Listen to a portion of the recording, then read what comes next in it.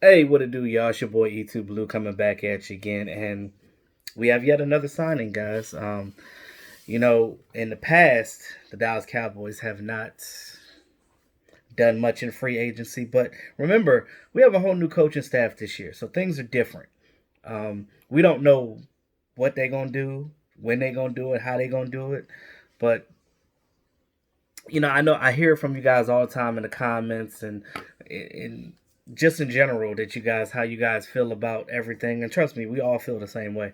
But we have to get our mindset out of the old regime of the Garrett era and into the McCarthy era. So as we embark on this new NFL season, which is now anew for 2020, now with this whole um, COVID-19 epidemic, um, it's a lot of things that are being postponed and canceled, and we don't know what's going on now. Even the draft is messed up. Like, I was hoping to go to the draft, and I don't know, some part of me is still hoping that they get rid of this whole pandemic, that it go away in the next 2 weeks, and that they'll reinstate everything, and that we can still go to Vegas. And I got my hopes up still. I mean, because I've never been, and I was like so happy to go. Like, ever since they talked about like putting it in Vegas, I was like, because I'd never been. It'd be my first time, and like it just my luck is just terrible. It just seems like everything just happens, and I'm not gonna get into the whole virus thing, but it's just a lot. That's politics. I'm not gonna get into that, but that's for a different segment. um, but as I talk about with our signings and things of that nature, I know that everybody wants to see the Cowboys do splash things, but what the Cowboys are doing, they're getting what they need, right? And we are in a salary cap. You can't just go out and just buy steaks and stuff from Roof Chris and not realize that sometimes you got to get some chicken McNuggets and chicken tenders and stuff here and there, because you can't have a steak on every plate. But we needed safety help, and because of Jeff Heath being taken away from us to go to the Las Vegas Raiders. But we did sign Ha Ha Clinton Dix. It's funny when the year he was drafted, like we all just made fun of his name. It's like, is this dude's name Ha? And when he got drafted by the Packers, I was just like, yeah. But he was a first round pick, so it's not like he's a scrub.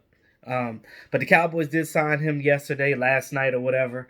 I was gonna do the video last night, but it was late. I was tired. I was still doing work for my job because even though I'm home, they've been giving us these assignments, and I had to do some stuff this morning too, and I have to do some stuff later. So just splitting up my work because I still want to step out the house and get some fresh air and stuff. I can't be stuck in here because I'm moving, so I got to pack up the house and everything. There's a lot going on. So, um, yeah. So with all that being said, they did sign Ha Ha Clinton Dix to a 1 year deal, 1 year prove it deal for his veteran status. 4 million with 2.5 million guaranteed. Um, um, he's a durable safety. He's got some flaws. Now, he's the type of player that's gonna take. He's kind of like that Janoris Jenkins type of player. He'll jump routes and take bad angles sometimes, and he may get passed up and sped on and burnt sometimes. It happens. Every safety does, but that's what happens when you take chances. But he has to learn to not take too many chances. Now, he's still an upgrade to the position. Now, you still need to get some other safeties up in here, but he's definitely an upgrade to what I guess Jeff Heath was. He does a little bit more than what Jeff Heath does, but Jeff Heath is more of a special teamer than Clinton Dix is, because Clinton Dix is a starter. So you do have a starting caliber safety on the team, which does help this team. It's a good signing. Um, I'm not the biggest fan of Ha Ha Clinton Dix, but it still is a good signing for the Cowboys because he will work well in Mike Nolan's offense. Um, because of how Mike Nolan likes to run things, and he's the perfect type of safety that he's looking for. That guy that's going to take chances and the ball hawk and things of that nature. He's that safety that they're looking for. And again, he was drafted by Mike McCarthy, so he's been in Mike McCarthy's system in Green Bay. So there's some, he's familiar with the system. So Like I said, he was drafted in the first round by the Packers in 2014. Uh, and my dog's over here walking around trying to figure some things out. So he spent his first 4.5 years in Green Bay, and he was traded to the Redskins midway through the 2018 season. He then signed with the Chicago Bears the next season on a 1-year deal worth $3 million, and that was last offseason. And he played pretty well in Chicago. He had 78 tackles, 5 passes, defense, well, PBUs or whatever. And he had 2 interceptions. I think one of them was a pick six. I think the last time we had a pick six was it J. Lou? Yeah, J. Lou. And then before that, it was Tyler Patman. You remember Tyler Patman? Can we bring Tyler Patman back? Like I miss like some of you guys. I like those random guys that we used to have, like Tyler Patman. Y'all remember Sterling Moore? I miss Sterling Moore. Him and Cole Beasley was like this. They used to live together because they both went to SMU. But I would like to see guys like that back. Like you could get those guys on cheap deals, but they were hungry, and then when they come in, they made plays. You know what I mean? Like they were like a J. Lou. But yeah, so that's what he did in Chicago. So in his career, he has 522 tackles, 16 interceptions, 33 passes defensed, 4 forced fumbles, and 5.5 sacks. So, from a safety position, that's pretty good numbers. Now, again, he was a first round pick, so it wasn't like he was a scrub. Now, has he fallen off a little bit? Slightly, but I think that he wasn't in a good system with the Redskins. And he was in a better system with Chicago. And now coming to the Dallas Cowboys, I think that he'll get back to form because, again, he's coming back to a familiar scheme. So it's going to work better in his favor for that matter. So let me know what you guys think about Ha Ha Clinton Dix being signed by the Dallas Cowboys.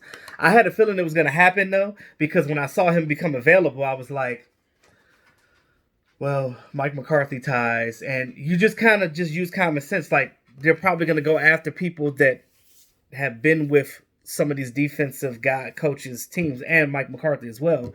Hell, Clay Matthews is available.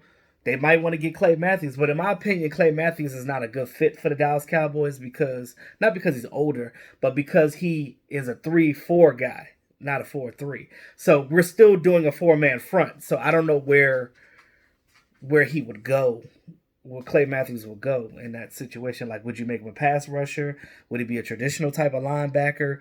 Would you? Because you're not gonna switch his position at this point in his career. He's with like 33, 34. Like he's an old dude. Like what I'm saying. He's like Luke Kuechly.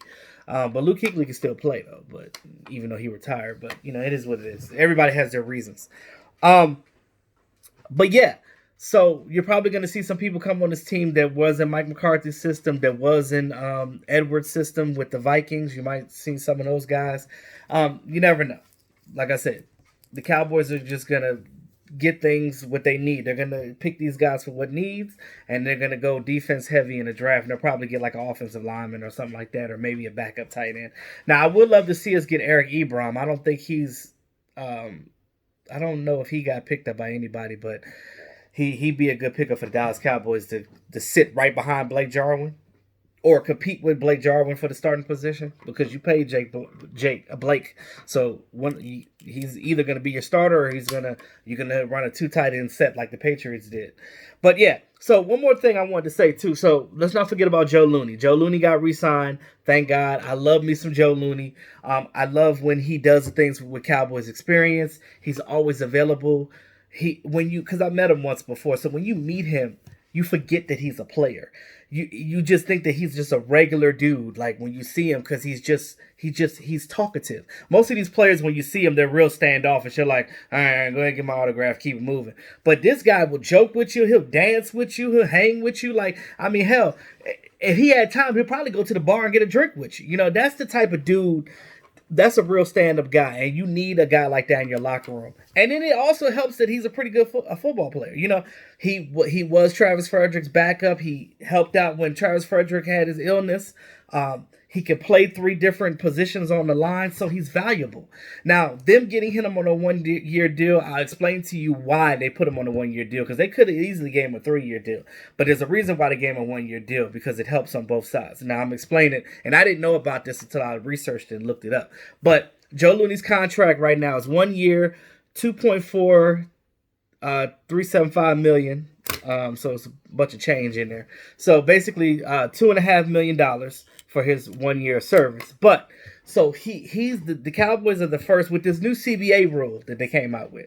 The new CBA, there's a thing called the Veteran Salary Benefit. We like to call it the VSB, right? For short. So let me explain how that works. So, and I know nobody else is talking about this, so I'm the first Cowboys YouTuber to bring this out because I haven't heard nobody else talking about this. But how the VSB works is the deal will count 1.25 million less than a normal cap hit.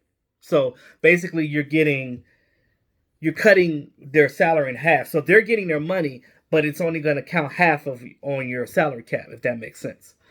Each team is allowed to employ the VSB up to twice per year, which allows clubs to exclude up to 1.25 million in total on the salary cap. So if you have a 2.5 million, you could cut that in half, which is the reason why they're giving him $2.5 million. It makes sense because you can use half of that either for another player or fully for that individual.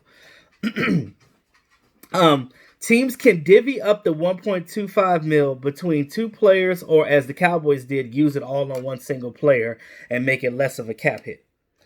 To be eligible for the VSB, a player must have continuous service with the team for 4 seasons, meaning he cannot get cut or waived or put on the practice squad. None. His status has to be the same on the team throughout the whole first year, four seasons.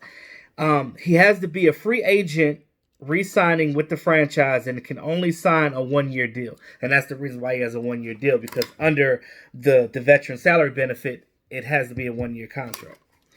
The veteran salary benefits pot increases every 2 seasons. So right now is so it'll be 1.35 in next year, in 2022. 1.4 mil in 2024, 1.55 mil in 2026, 1.65 mil in 2028, and 1.75 mil in 2030, which is the final year of this current CBA that we just signed off. So that's pretty much how that works. I know you guys probably didn't even know what the hell that was. I didn't know what it was either until I looked it up. So apparently that was a part of the CBA too. So that the purpose of that is to help the middle of the road type of players that are like free people that were undrafted, because Jeff Heath would have been eligible for it had he stayed with the Dallas Cowboys, but since he went with the Raiders, he would have to wait a whole another 4 years for that to happen. That sucks because it has to be the 4 continuous seasons with that same team to be re-signed. So that goes for any team that has undrafted free agents that fall under that category, that's been there for 4 continuous seasons, that haven't been cut, and things of that nature. So that helps out the middle of the road guys to get their money, to make sure they get signed and that they're not left out in the street and wondering what team they're going to play on. So, a lot of these players that didn't want this to happen with the CBA are mostly core players that never had issues with keep jumping from team to team, and they've just been superstars on their team, like starters continuously, and they've been high draft picks. It doesn't benefit them. It benefits the middle. It's just like with politics, where you got your low class, your middle class, and your high class. So it helps the middle class. That's what this does. So let me know what you guys think about. I know y'all love Joe Looney, because we all do. If you don't like Joe Looney, you need to not watch this channel, because that's terrible if you don't like Joe Looney. Like, you're a terrible person if you don't like Joe Looney, because that dude ain't bothered nobody. As Raymond Solis says, it's Looney. It's French. But anywho, so let me know what you guys think about Joe Looney and Ha Ha Clinton Dix. Ha Ha Clinton Dix joining the team. Welcome to Dallas. So with that being said, y'all, it's your boy E2 Blue. Until next time, holla at y'all.